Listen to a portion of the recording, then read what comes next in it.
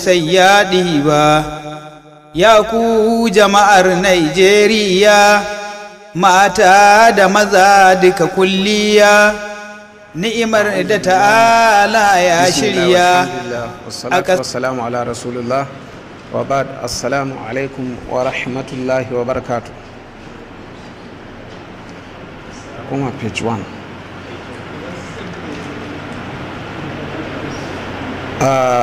My presentation today is the importance of financial literacy in developing strong communities.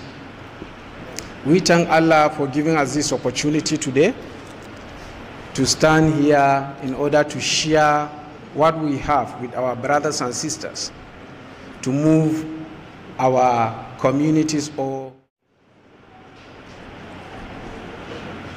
the convention this year targeting financial literacy. The three presenters were chosen carefully. I thought the two presenters before me or after me in the presentation list will be the first to present, actually, because they are more conversant. They are my elders in practice and even in theory. But the organizers choose me to be the first presenter. Alhamdulillah. Let's move to the introduction. Financial literacy. Really, this topic is very timely today. If you look at our societies, we are always crying and complaining on the economic situation we are in. Why? Because most of us lack this knowledge of financial management. Financial literacy is an essential skill for making right financial decisions. Most of us make our choices randomly without any skill to do that. We are not guided by knowledge and skills most of the time we took decisions. Understanding the world around us and being a good citizen. If we really want to make right decision, we need to understand the world around us so that we can become good citizens of our society. Changes in the foreign exchange, which is one of the burning issues in our society. The increasing and complexity of the financial instruments. When you look at including new instruments that are trading or trending on media all over the world, like crypto assets, inflation, increased risks from the war in Ukraine to climate change. All these are affecting the way we spend and the way we earn money in our society. Are some of the reasons behind the increasingly urgent need for individuals and communities to have the knowledge and skills that will increase their financial resilience and well-being. Anyone that is financially literate may be better resilience in terms of economic crisis than somebody that is not well equipped with the skills and knowledge of financial management. Move to the next page. What is financial literacy? Financial literacy is the ability to understand and use various financial skills to effectively manage one's personal finances. In our society today, anything people earn, they spend it anyhow. We don't prioritize our spending because we lack the financial management knowledge. So the financial literacy is very, very important. It involves knowledge, skills, and confidence to make sound financial decisions to navigate daily life as well as plan for the future. The Muslim Ummah today, we don't plan. our financial activities. We just spend as we earn without any plan, which is not good for our communities. It is simply understanding how you build your personal wealth. Financial literacy helps people to build their personal wealth. If you know you have the literacy to finance, you can easily build your personal wealth. Financial literacy is knowledge and understanding of financial concepts and risk, as well as the skills and attitude to apply such knowledge and understanding in order to make effective decisions across a range of financial contexts to improve the financial well-being of individuals and society. So the skills and attitudes are very important for someone to understand in order to make effective decisions across a range of financial contexts. When we say decision, it's a choice between alternatives. If you don't have the knowledge, the right knowledge to choose between alternatives in front of you, you may end up doing the wrong decision, choosing what is not your own priority at that particular time. Financial literacy is a combination of being aware of knowledge, skills, behavior that is necessary for a suitable financial decision and to reach its own financial wealth. These are some of the definitions of financial literacy.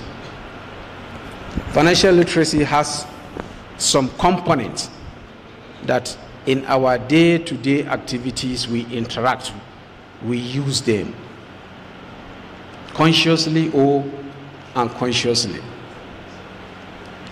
These components include, but not limited to, earnings, which is number one. Everyone is looking for an income, way to earn a living. Earnings refer to the income of an individual or organization. Income an individual or organization gains during a certain period.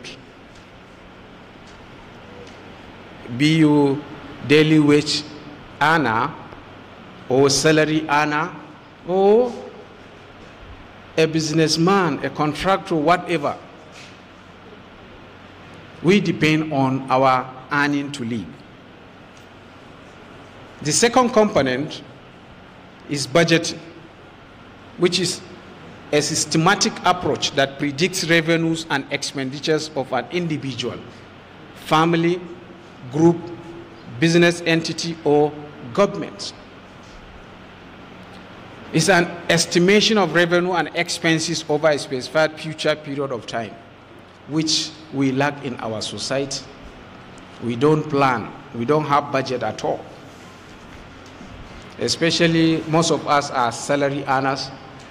Before we receive our salary, we already spend half or even more because we don't have budget how to spend what we are expecting. The next is savings, which is a conscious and deliberate way of setting aside a portion of national income, personal income. Setting aside a portion of personal income. We lack this attitude also in our society. We don't save.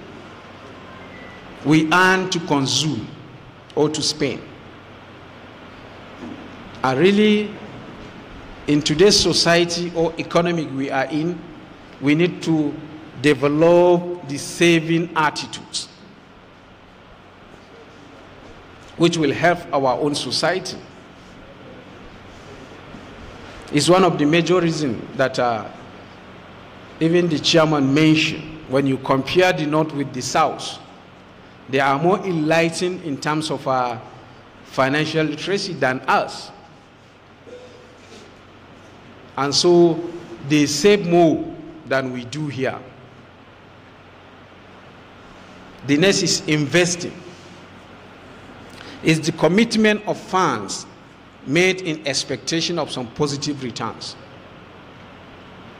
Most of our earnings are going for consumption. We don't even think of saving, talk less of investing. You have to save before you invest.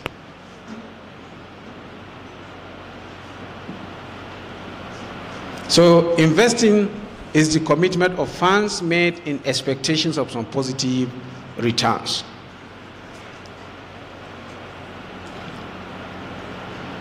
Number 5 is spending, which is expenditure. We need to stop spending on things that diminishes in value or did not add value to you or your community. Every day, anytime we have things that we want to spend our money on. But we have to look at what are we going to spend the money on. How that thing will add value to us and our own society. Sometimes we spend money on something that doesn't add any value to us, as well as our own community. Number 6 of the component is borrowing, which is a temporary possession of money with the intent to repay the amount in a specified future period. If you borrow, you assume a debt to the lender which contains the principal plus interest. And in our society, this is where we give more attention, how to borrow money, especially when you go to those that are in public service, salary earners. If it is from the source, no problem. So da yawa mutane za su ce inda biya biyu ne ko biya uku ba matsala. Borrowing. Number 7, debt management. It's a way to get your debt under control through financial planning and budgeting. When you borrow money, how are you going to pay? Do you have that skill to help you control your budget in order to pay off your own debt? This is very important. Then the importance of financial literacy in building strong communities. Why financial literacy is very important in building our Muslim Ummah communities. Financial literacy equips you with knowledge to make informed decisions, leading to greater monetary stability, less stress, and a higher quality of life. If you are financially literate, you are expected to make an informed decision, best decision, which will lead to greater monetary stability. If you look at our colleagues, my HOD here, Dr. Sadiq, used to be my mirror in spending money because of his expertise in that area. It's one of the reasons why we lobby him to come down to the university so that he can share his practical experience with our theories. And we are learning a lot from him.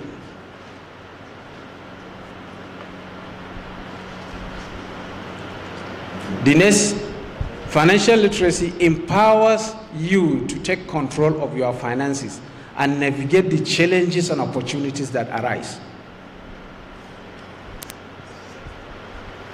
Any decision we take it between opportunities and maybe some challenges around. These alternatives we developed in order to make a choice between them. Each and every alternative, we need to analyze the opportunities in the alternative. What are the possible challenges in the alternative so that we make choice on cost and benefit analysis of the alternatives that we are going to make a choice between them. So financial literacy empowers people and communities to do that. It also helps individuals and communities reach their goals. When you set your own goal, you don't have any plan financially to achieve that goal. There is no way you can achieve that particular goal. But financial literacy helps people to allocate their own financial resources in line with their set objectives. In line with their set objectives.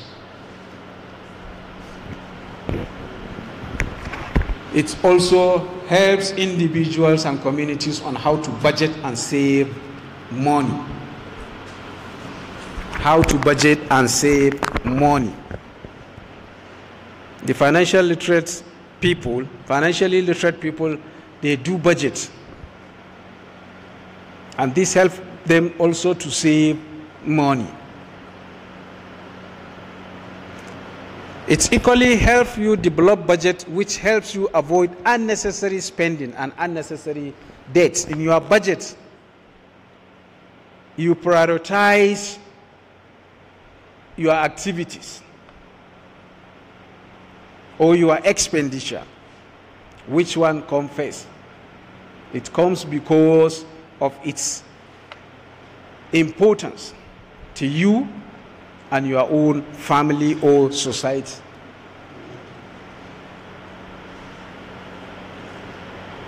It also helps in saving. Putting some money away for future use is a skill to possess if you want to survive in a financially driven economy. In this society that we are living, we need to develop these skills of saving for the future. We have so many things that may happen. These days, almost any home you go, somebody is sick, malaria, whatever. But we don't have any savings.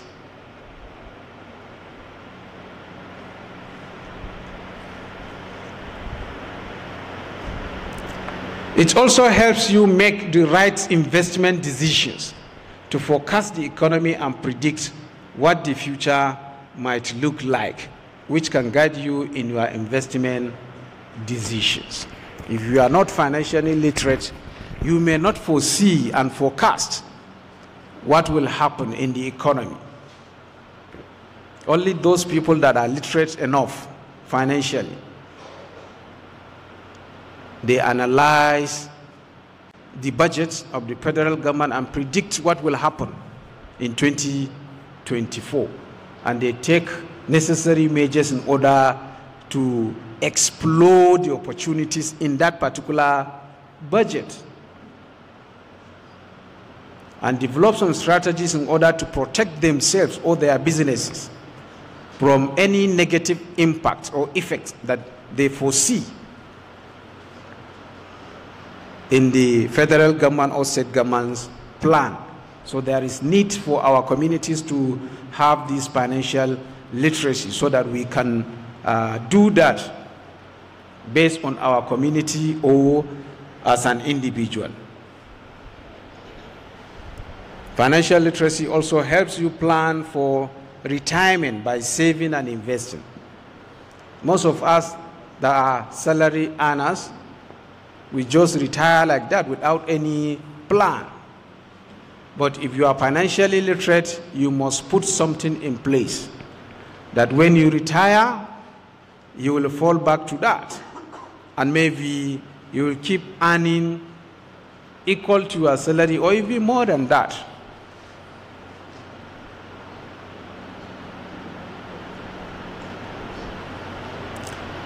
A financially literate person or community knows the debts that can be incurred and the ones that should not. Many a time in our place of work, we see some of our colleagues,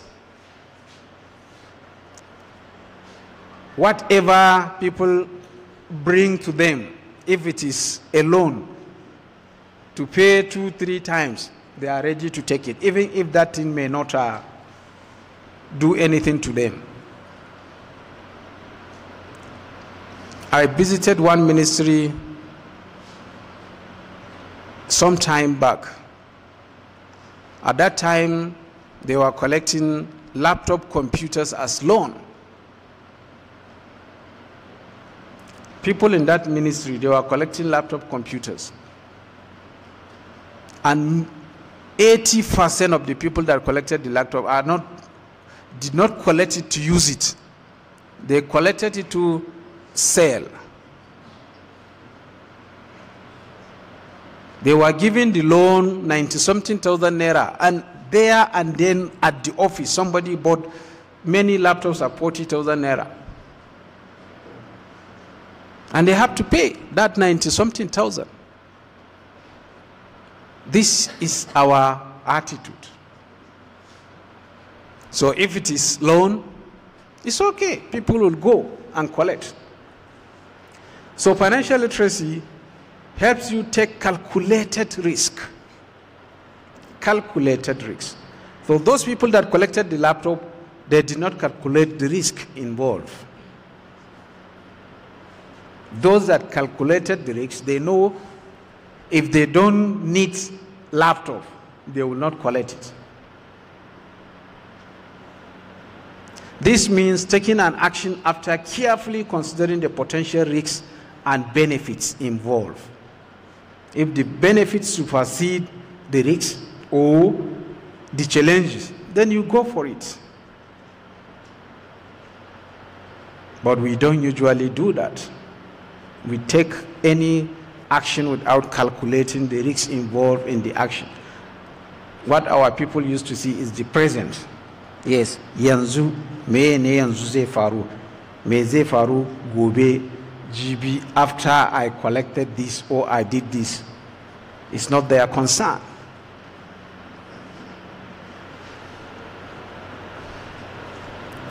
So modern financial services improve our quality of life.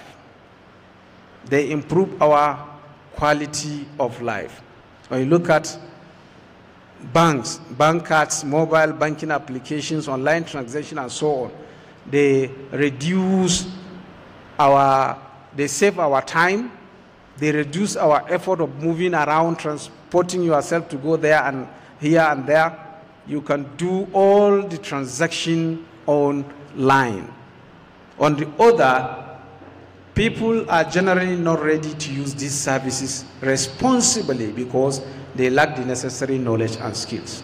Many of us, we don't engage in that. We prefer to move around and do it manually.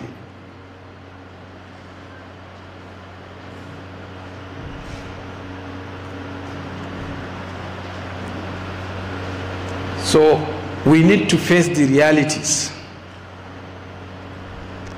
Facing the realities.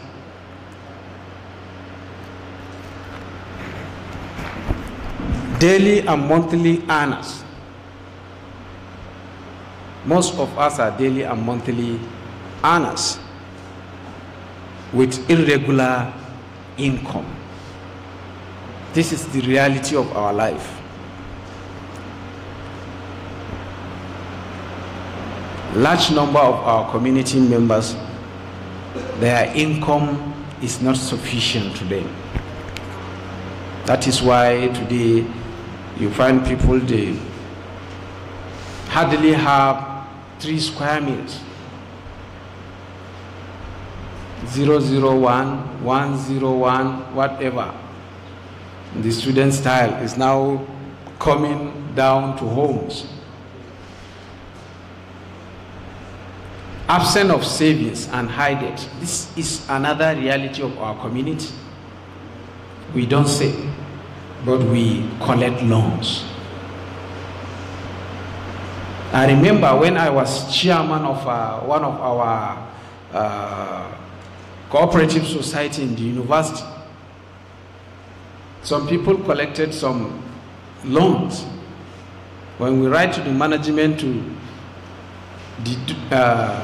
deduct the loan from them, the bursar called me and say, Doctor, wannan kudin fa ba zai fita ba saboda waɗannan da wane kudin da zamu iya kai musu banki naira 1,000 ne. They have collected loan from other sources within the university. And we have to wait until those sources finish their deduction before we start our own. This is our society.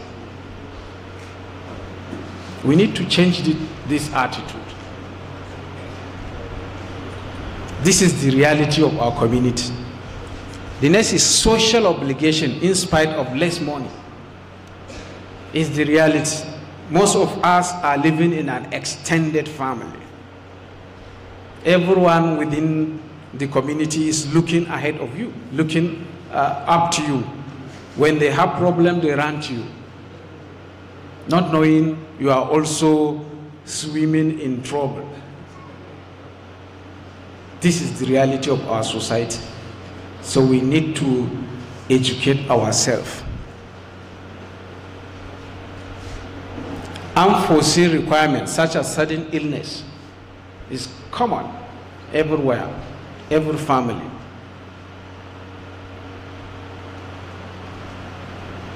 Natural disaster or calamities, it may happen anytime. So borrowing at high interest rates and high rain fees is also part of our reality. Still, our people today, they don't care about interest. If you can give them loan, let zamu tuba. Inna Allah Ghafurur Rahim. Kowa zai gaya maka haka. And they know what is involved in it. And those of us that are better, we don't care if we are renting our home, our house. We charge beyond what we are supposed to charge. We charge brothers and sisters anyhow. So this is also the reality of our community. So with this reality, we need to grow with the economy. We need to grow individually with the economy. How the economy is moving, we need to adapt. So I propose this 80-20 formula. Maybe if we adopt this 80-20 formula, we may reduce these realities of our communities, and we are going to improve in terms of financial well-being. Number one, we need to set aside 5% of our income for emergencies. Set aside 5% of our income for emergencies. Another 5% for general savings. Another 5% for general savings. When you say savings, people think they must save up to 80 and 30, 25%. It's not necessary. You have to start from somewhere. If you learn it, then you can move a little bit higher. 5% is okay. 5% is okay. You can save 5% as your own general saving.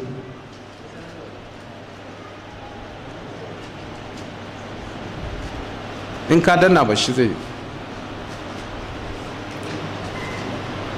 Then you can save 10% for investment. 10% for investment. We lack this attitude of investing. 5% for emergencies, 5% for general saving, 10% for investment. You may think 10% is small for you to invest, but it's okay. You can use the 10% to invest.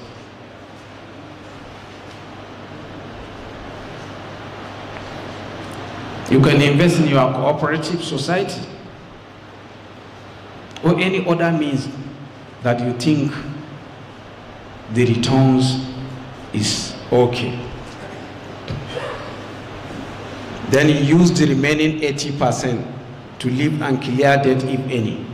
So the 80% is enough for you to live your life. With this, we can start. So lastly, I suggest we should establish Masajid's cooperative societies to financially leverage our communities. Our communities have all the network, the structure that we need to come out of financial problem or economic problem, but we don't usually use the structure. In every community you can have masjids, Kamsu Salawat masajid that we have in our communities. We can establish or develop cooperative society for these Kamsu Salawat masajids. And we can start small. One day we can get to where we want to go. These cooperative societies will help the members of the masajid, empower them economically, because it's their own money they are contributing. When somebody wants to do one or two things, the cooperative will learn to support that individual. And when that individual stands on his feet, he can support the cooperative also, so that other people will be supported. I know somebody that is masjid, the Kamsu Salawat masjid of their own community.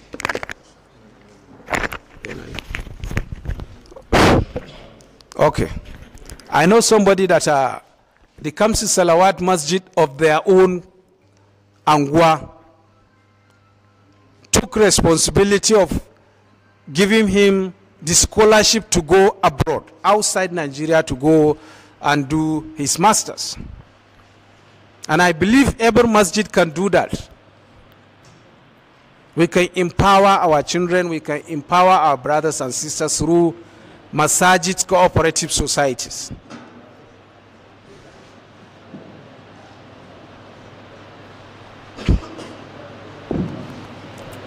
Okay. It's okay.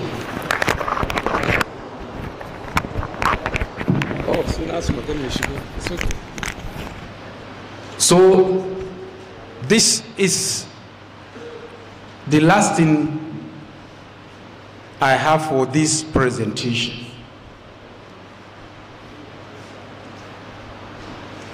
So our community will need to think out of the box. How individually we are going to equip ourselves, enlighten ourselves to be financially literate, and how collectively as a community we can push the Ummah forward.